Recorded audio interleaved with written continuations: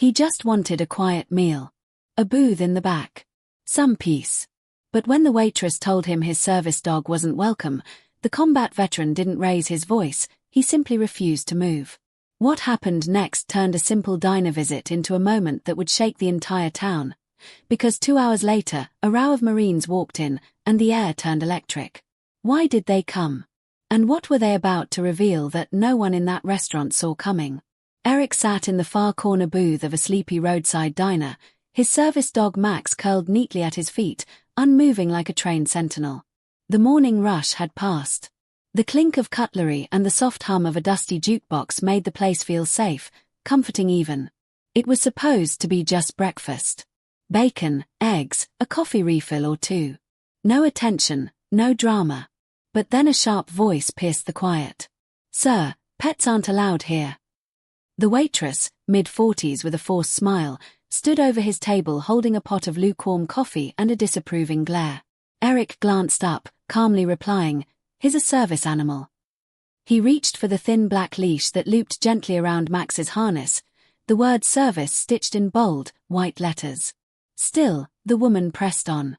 "Unless you can prove that, I need you to take the dog outside." A few heads turned. The booth beside him stiffened with whispered amusement. One man chuckled. "Here we go." Eric didn't budge. He'd learned long ago that in moments like this, where people mistook calm for weakness, silence was sometimes louder than outrage. "The ADA doesn't require me to show papers," Eric said, his voice measured. The waitress scoffed, turned on her heel, and marched to the counter. Within minutes, the manager appeared, a heavy-set man with an apron stained from a morning's rush and a name tag that read Chuck. He didn't bother with pleasantries. "Look, buddy. I don't want trouble. But customers are complaining. Either the dog goes or I have to ask you to leave." Eric looked down at Maximum. The black Labrador stared forward, unmoving, unbothered. "He's not a dog," Eric replied softly. "He's the reason I can sit in this booth and breathe without panicking." Chuck crossed his arms. "Don't care. Not everyone's comfortable with animals near their food." Then a voice from a nearby booth chimed in, a woman muttered, "Should have left the PTSD back in Afghanistan." The word cut sharper than any blade. Max shifted slightly, sensing Eric's clenched jaw. Still, Eric didn't raise his voice. He gently ran his fingers over Max's fur. "We're not leaving." The air thickened. A teenager at a table near the window pulled out his phone, holding it low but recording. A man in a ball cap rolled his eyes and got up, muttering something about snowflakes and playing soldier. Chuck leaned in. "I'll call the cops."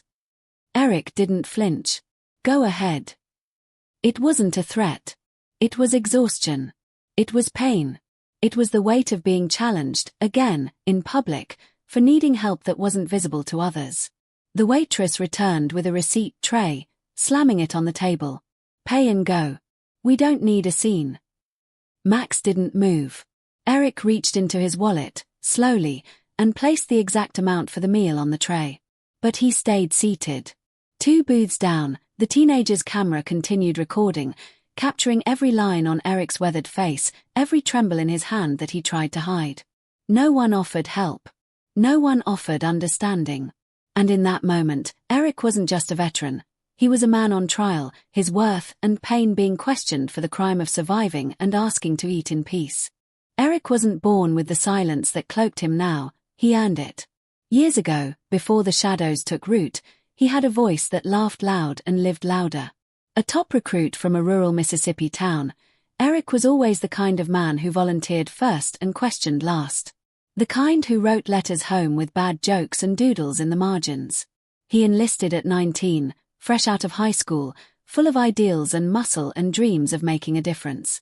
The Marines molded him into something sharper, stronger, but also more breakable than anyone could see. He served 4 tours, saw the sun rise over enemy terrain, heard it fall over the bodies of men he'd trained with, lived with, bled with. And through it all, Max hadn't been part of the picture yet. That would come later, after the nightmares began dragging him under, and after he started sleeping on rooftops because he couldn't stand ceilings anymore. The worst day of his life wasn't the firefight that wiped out half his unit. It was the day he returned home, stepped onto American soil with his duffel bag slung over his shoulder, and realized no one was waiting for him. His father had died while he was deployed. His mother, barely holding it together, was living in a care home and didn't even recognize his face anymore. His girlfriend had left a note, not even a call. Eric stood in an airport full of smiles and balloons meant for other soldiers, and he walked out without a single person noticing he was back. That night, he sat on a park bench for hours, unsure where to go. The military had drilled him on protocol, on discipline, on how to survive, but not how to live again.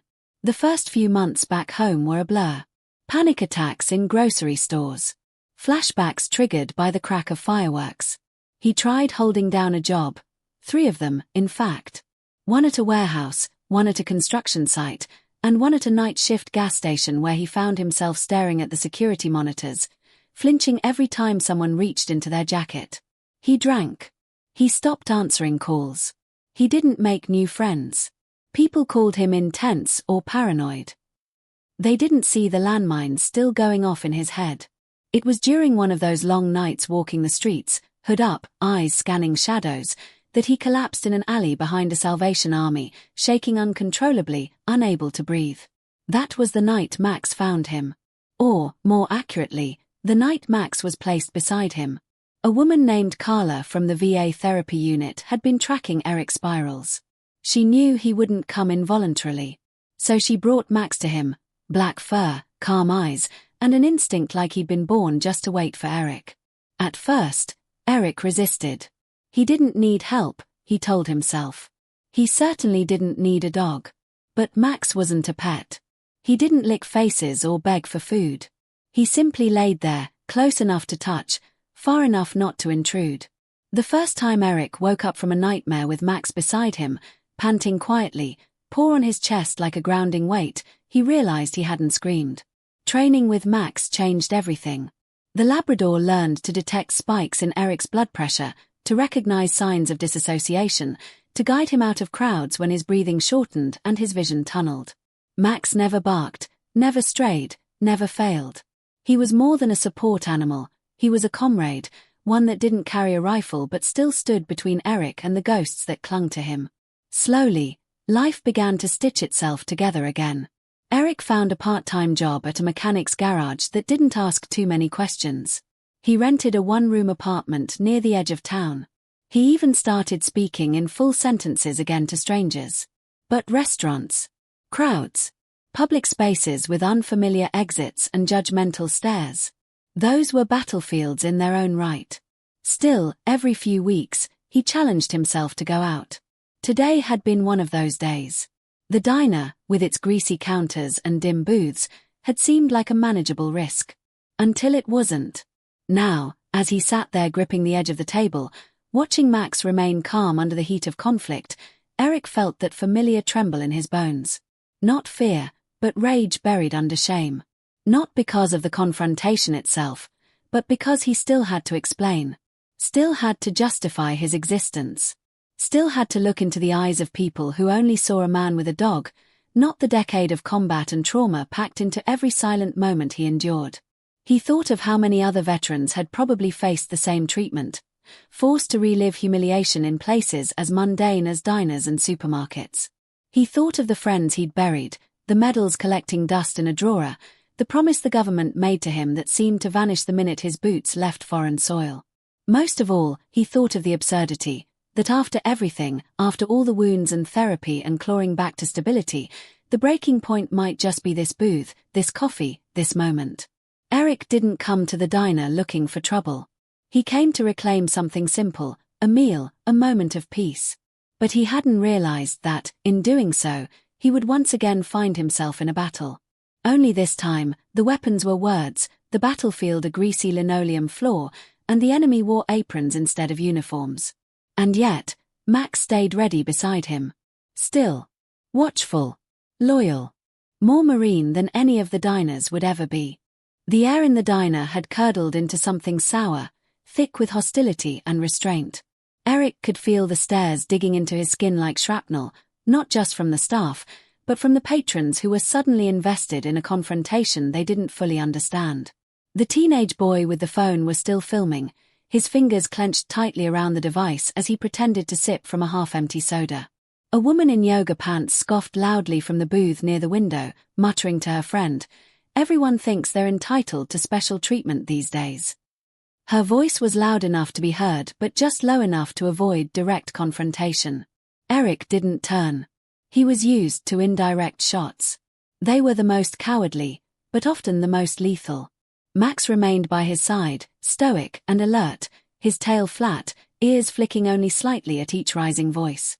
Chuck, the manager, returned to the table holding a clipboard with exaggerated self-importance, as if he were mediating a diplomatic crisis.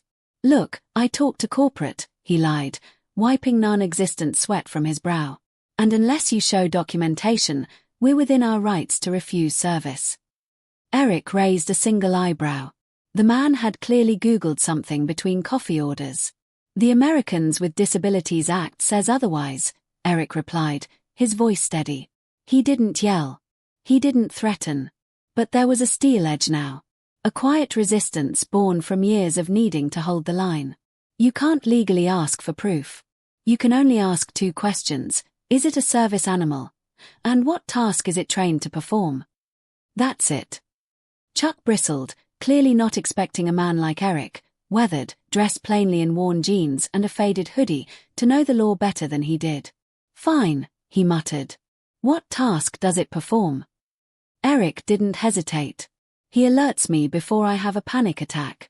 He's trained to interrupt dissociation episodes. He clears exits when I lose spatial awareness. He gets me out when I freeze. Is that good enough, or do I need to have a meltdown in front of your customers just to make a point?" That last sentence fell harder than expected. Chuck blinked. The teenager lowered his phone for a moment, swallowing hard. But the waitress wasn't convinced. She crossed her arms, tapping her foot. "Sounds made up to me. I've seen support animals before. They wear tags and sit quietly. That one looks like a regular dog." Eric's hands tightened around the edge of the table. He glanced at Max, still motionless, still perfect. "He is sitting quietly. You just don't like what he represents." The line had been crossed, but no one seemed ready to admit it. Instead, the diner descended into open tension. A man in a worn leather jacket stood from his booth and approached Eric's table. He was in his 60s, thick hands and a jaw like he'd spent half his life breaking rocks or noses. "Look, man," he said. "You're stressing people out. Maybe it's best you just eat somewhere else." Eric stared at him. "I ordered. I paid. I'm staying until I finish my coffee." The man shook his head and walked back to his table muttering, "Should have known better than to come here with your trauma badge on." The phrase hit like a sucker punch. Eric's stomach turned. The scars on his shoulder throbbed beneath the fabric of his shirt. Still, he stayed seated. Max gently nudged his leg under the table, a signal they'd practiced. "Breathe, stay grounded, remember where you are." A shift occurred. Not in favor of Eric, but away from reason entirely. The staff began openly ignoring him. The waitress bypassed his booth during coffee refills. Plates were served to others while he sat there, his empty mug like a flag of defiance. A mother and her daughter left without finishing their pancakes, shooting him disapproving glances as if Max's presence had contaminated their morning. The teenager kept filming, but now with visible discomfort, as if documenting a car crash he could neither prevent nor look away from. And still, Eric didn't move. Not out of pride, but because leaving meant admitting they were right, that his presence was a burden, that Max was a nuisance, that some scars made you less worthy of dignity. He refused to let that narrative win. Time slowed. Minutes dragged. The television in the corner played a local news broadcast that no one watched. Silverware clinked. A baby somewhere cried. And amid it all, Eric's mind began to spiral. He hadn't expected the hostility to last this long. He thought, hoped, it would be a brief skirmish. But now, seated alone with cold coffee and Max at his feet, he wondered if he'd misjudged the world again. The PTSD wasn't just in his head, it was everywhere. In the way people recoiled, in the way strangers looked at Max like he was a loaded weapon instead of a lifeline. He remembered a friend from group therapy who used to say, "The world wants your heroism, not your healing." Today, that rang truer than ever. The teen filming finally stood up and approached the table. His hands trembled. "Sir," he said softly, "I just wanted to say, I think what they're doing is wrong. I'm recording all of it. My mom's a lawyer. She taught me about service dogs." Eric looked at him, really looked, and for the first time in over an hour, something close to hope flickered in his chest. "Thank you," he said. Just 2 words. But they felt like a parachute in free fall. The teen nodded and left, but Eric knew the video was out there now. Maybe someone would see it. Maybe someone would care. Still, the clock ticked on. Still, no food arrived. No coffee. No apology. Just silence and simmering tension. And Max, ever the professional, never once broke his stillness. He was the only soul in the room who hadn't judged him. The only one who knew how hard it was to stay seated in a war no one else could see. Eric leaned back in the booth, closed his eyes for a moment, and waited. Something told him this wasn't the end. Not yet. The ticking of the wall clock above the kitchen door grew louder with each passing second, a metronome counting down a moment that felt suspended in amber. Eric sat frozen in that vinyl booth as if anchored by more than the weight of his body. He was held there by principle, by memory, by the unspoken bond between him and Max, who hadn't moved an inch since the confrontation began. Time no longer ticked for convenience, it crawled with tension. The diner's once familiar rhythm was now distorted. Plates clattered louder, voices carried further, and footsteps seemed deliberately harder against the floor, as if each sound was meant to punctuate his isolation. He'd become something more than a customer now. He was a symbol. A problem. An inconvenience. And yet, he stayed. Max occasionally tilted his head upward to study Eric's face, reading the subtle shifts in breath, muscle tension, and posture. That was what he was trained for, early warning signs. Max didn't need words. He knew Eric better than anyone. He could sense the storm brewing behind those tired eyes, a cascade of emotion held back with military-grade discipline. Still, Max waited patiently. His chest rose and fell slowly, a signal to Eric. Breathe, stay grounded, don't give in. That silent companionship was the only warmth in a space that had grown frostbitten with judgment. The waitress never returned. Her hostility had transformed into avoidance, which somehow cut deeper. Eric's empty plate remained. His coffee cup, once steaming with comfort, sat cold and sticky. He could have left. He'd already paid. But to leave now would mean surrender, not to law, not to policy, but to the callousness of people who refused to see. And for someone who had spent years training not to break under pressure, walking out felt like failure in a new uniform. So, he waited. 1 hour passed. Then another. The diner cycled through patrons. Some glanced at him curiously, others sneered as if he were camping there out of defiance. None asked if he needed anything. No one offered kindness. Outside, the sun had shifted across the sky, bathing the front windows in amber light. Inside, Eric's hands trembled slightly. Not from fear, but from the slow accumulation of stress that trickled like poison through his veins. He closed his eyes for a moment, picturing the firefights in Kandahar. The time he crawled through rubble with a shattered rib to rescue a wounded brother. The sound of a drone overhead. He remembered the numbness in his fingers during a night mission where frostbite had nearly taken 2 toes. He remembered sand sticking to his lips and the metallic taste of adrenaline when the radio went silent. None of those memories had broken him. Yet here he was, cracking beneath the weight of silence in a suburban diner. Back home, if you could call it that, Eric had spent years mastering calm. Meditation. Breathing exercises. Grounding techniques. And yet none of that prepared him for the aching stillness of this moment. Being treated like he didn't matter.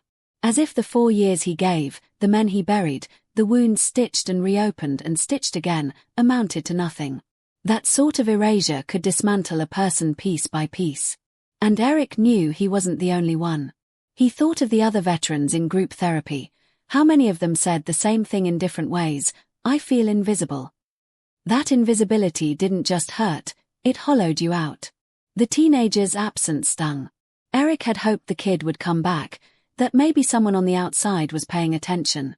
But nothing came. No reinforcements. No sign that anyone cared. The diner's staff continued their performance of neglect, each one pretending not to see the man at the booth with the black Labrador by his feet.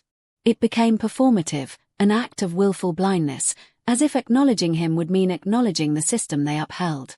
At some point, even that felt calculated. A psychological operation of exclusion. Yet Eric still didn't rise. Even when his muscles ached, even when his throat ran dry, even when his dignity felt like it was being peeled away layer by layer, he didn't move. But something was shifting. Unbeknownst to Eric, the video the teenager posted had gone viral. In a matter of minutes, it had racked up thousands of views, shared across veteran groups, disability rights forums, and social media feeds with headlines like "Veteran and Service Dog Harassed in Diner" and "This Man Fought for Our Country, Now He's Fighting for a Cup of Coffee." Screens across the country lit up with his face, stoic and cornered, Max calm and loyal at his feet. Veterans commented, sharing their own stories. Civilians expressed outrage. Lawyers tagged one another, offering to help. Activists demanded the diner be held accountable. The moment had caught fire. Back in the diner, Eric felt none of it. He sat unaware that he'd become a rallying cry, a symbol of quiet resistance. He didn't know that hundreds of messages had been sent to the diner's website, that its Yelp page was being flooded with furious one-star reviews, that local reporters had already dispatched camera crews to the area. All he knew was that the clock above the door had marched 2 full hours forward, and still, no one had spoken to him. Not even to ask if he needed water. He rubbed his forehead and exhaled. Just then, Max's ears perked up. Subtle, alert. Not fear, recognition. A familiar cadence outside the building. Heavy steps.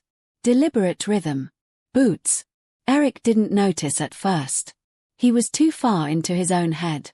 But Max shifted, lifting his body slightly off the ground, tail thumping once against the booth's leg. Eric looked down.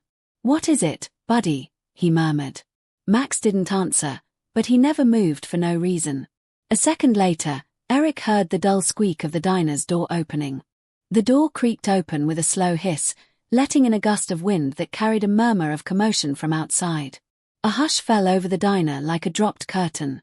Forks hovered mid-air. Coffee cups paused halfway to lips. Conversations were clipped mid-sentence. The tiny brass bell above the door jingled once, then was overtaken by the thud of something unmistakable, boots.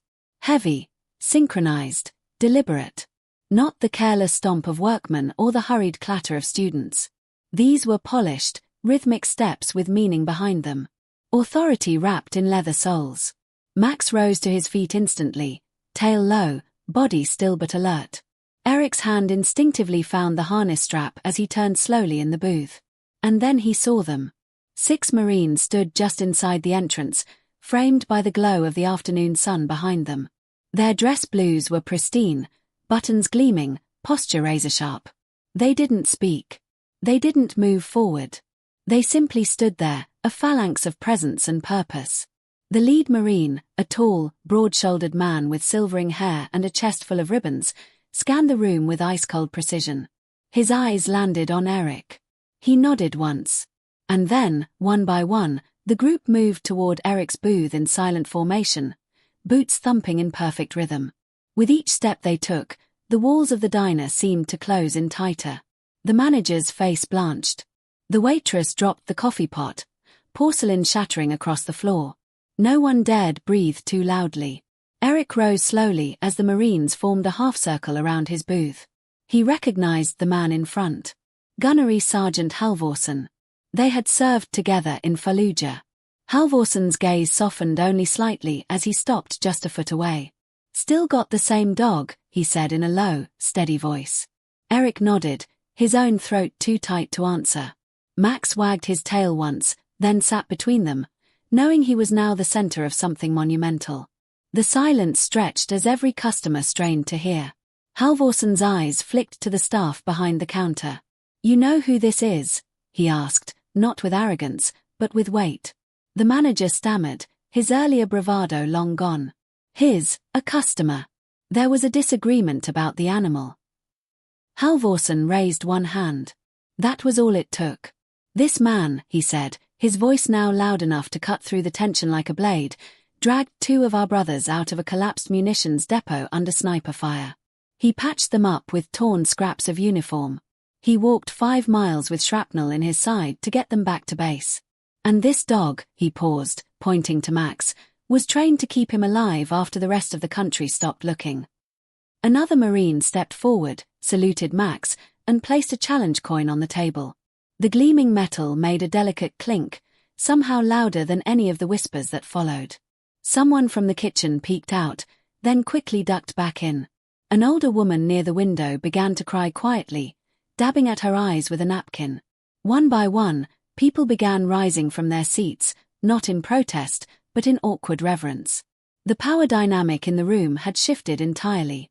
Eric, the man who'd been ignored and dismissed for hours, now stood surrounded by 6 living emblems of national honor. And none of them said a word to the staff. Their presence was enough. They weren't here for violence. They weren't here to shout. They were here to witness. To affirm. Chuck, the manager, tried to recover. If I'd known he was military, Halvorsen cut him off. He shouldn't have to prove anything to sit down and eat. He shouldn't have to be humiliated to be heard. You disrespected a veteran and his service animal. And trust me, people already know. He tapped his phone once, screen lit up with the viral video now circulating on every major platform. The world is watching. The waitress who had started it all mumbled something about not understanding the rules. But it was too late. Understanding wasn't the issue. Compassion was. And today, this place had failed miserably. Eric didn't speak much. He didn't need to. His eyes glistened, not from pride, not from relief, but from the sheer weight of being seen. From the thunderous reversal of isolation that had nearly suffocated him just moments before. He reached down and rubbed Max's head, whispering, "You were right again." Max leaned into the touch, then returned to his position, head held high. One of the Marines placed a fresh cup of coffee on Eric's table. Not from the staff, but from a thermos he'd brought himself. "Figured they weren't serving you here," he said. "We got you covered." The diners didn't applaud. No one cheered. It wasn't that kind of moment. It was too solemn, too sacred for clapping. But the energy in the room changed. The woman in yoga pants now looked down at her plate. The man who'd mocked Eric earlier quietly paid his bill and left without finishing his food. The entire space had been transformed, not by words, not by force, but by truth marching through the door in dress blues. For the first time in 2 hours, Eric sat down again. This time with dignity. This time surrounded.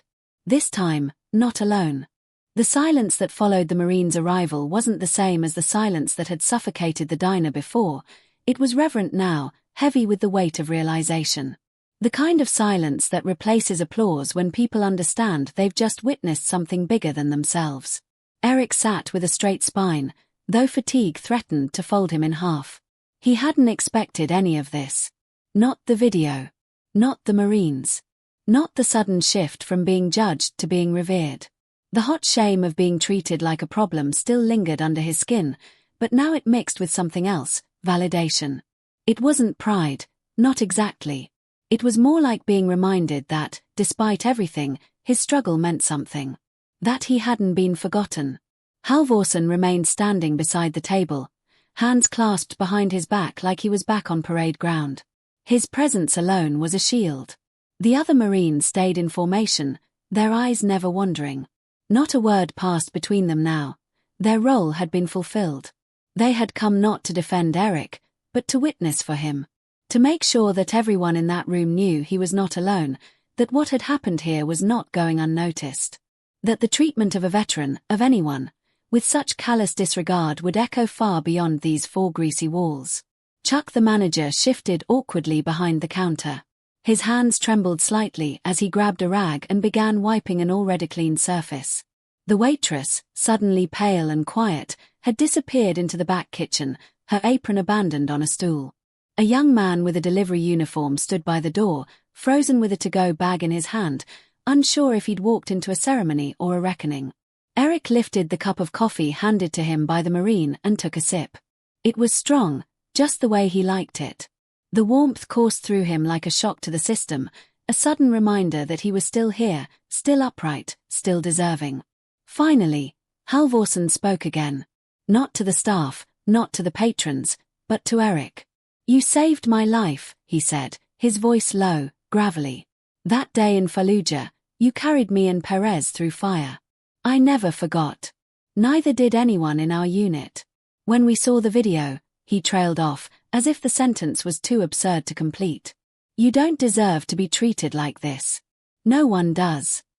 Eric nodded, unable to speak around the lump forming in his throat. He reached down and gave Max another pat, slow and deliberate. The Labrador leaned his head against Eric's knee and closed his eyes, as if finally allowing himself to relax. From the far end of the diner, a voice broke through the quiet. "I'm sorry." It was the older woman who'd been crying earlier. She stood now, napkin in her hand like a white flag. "I judged you. I didn't know. I just saw a man with a dog and assumed." Her voice cracked, and she didn't finish. But her apology hung in the air, honest and heavy. It was the first of many. Others followed, murmuring similar words of regret. People who had stared, who had scoffed, now found themselves shrinking beneath the weight of their assumptions. It wasn't just a reckoning for the diner staff. It was a mirror held up to everyone in the room. And it wasn't just about Eric. It was about how easily people forget empathy when confronted with something they don't understand. Chuck cleared his throat. I'd like to apologize. To you. And to your dog." The words stumbled from his mouth like gravel down a hill. "I wasn't informed on the law. But more than that. I wasn't kind. You didn't deserve that." He looked down, his voice dropping. "We'll be offering you free meals for as long as you want to eat here. It's the least we can do." Eric stared at him, unmoved. He didn't want free meals. He wanted respect. But he knew this gesture wasn't just about compensation. It was a public acknowledgement, one that could ripple beyond these walls. He gave a short nod. A news van pulled up outside, cameras already rolling. The teen who had posted the video returned, breathless and flushed, holding his phone aloft. "Sir, it's everywhere," he said. "Twitter, TikTok, Reddit, it's going viral. There's already a petition for stronger service animal education laws.